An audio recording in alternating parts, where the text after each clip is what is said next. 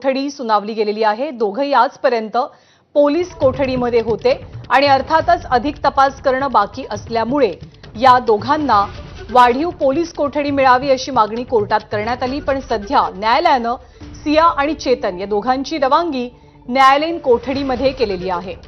या प्रकरणातलं आणखी एक मोठं कनेक्शन सध्या समोर आलं आहे। एक तिसरा व्यक्ती होता ज्याला सिया आणि चेतन या दोघांकडनं केतनच्या हत्ये प्रकरणाची माहिती होती असं समजतं आहे। केतनची हत्या करण्यापूर्वी हे दोघेही जण या व्यक्तीला भेटलेले होते। संबंधित व्यक्ती चेतनचा वर्गमित्र असल्याची सुद्धा माहिती मिळते।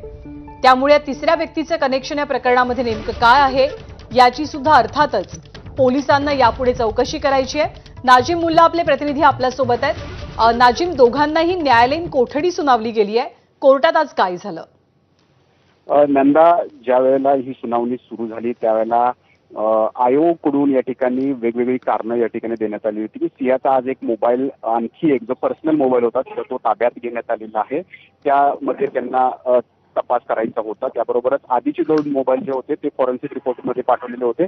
जो डिलीट डाटा झाला होता तो रिकव्हर झालेला आहे, परंतु त्यात सांकेतिक भाषांमध्ये आणि एक निकनेममध्ये त्यांनी काही संभाषण केलेलं आहे। त्याची चौकशी समोरासमोर बसून करायची आहे। त्याबरोबरच आणखी कुणाचा यामध्ये सहभाग आहे का, जवळच्या व्यक्तीचा सहभाग आहे का हे तपासायचं आहे। अशी विविध कारणं देण्यात आली, परंतु त्याला अपोज जो आहे तो या ठिकाणी सिया आणि चेतनच्या दोन्ही वकिलांनी या ठिकाणी केला। ही कारणं काही संयुक्तिक नाही आहेत आणि सांकेतिक चिन्हाचा तपास करण्यासाठी टीसी देणं हे कायद्यात बसत नाही, अशी विविध कारणं या ठिकाणी देऊन यांनी विरोध या ठिकाणी केला। आणि न्यायाधीशांनी सुद्धा आधीचे 12 दिवस जे दिलेले आहेत त्यात बराच तपास झालेला आहे आणि या कारणांसाठी टीसी देता येणार नाही, म्हणून सिया आणि चेतनची या ठिकाणी 14 दिवसांच्या न्यायालयीन कोठडीत या ठिकाणी रवानगी केलेली आहे। त्यामुळं आता तुरुंगामध्ये या दोघांची रवानगी होणार आहे। आता पुढे यामध्ये चार्जशीट कधी दाखल होणार आणि त्यामध्ये काय काय नमूद होणार याकडे आता सर्वांचं लक्ष लागलेलं आहे। तिसरीकडे आपण बघितलं की चेतनचा एक मित्र आहे ज्याला ताब्यात घेऊन त्याची पण चौकशी या ठिकाणी करण्यात आली आहे। त्यामध्ये असं समजतंय की चेतननं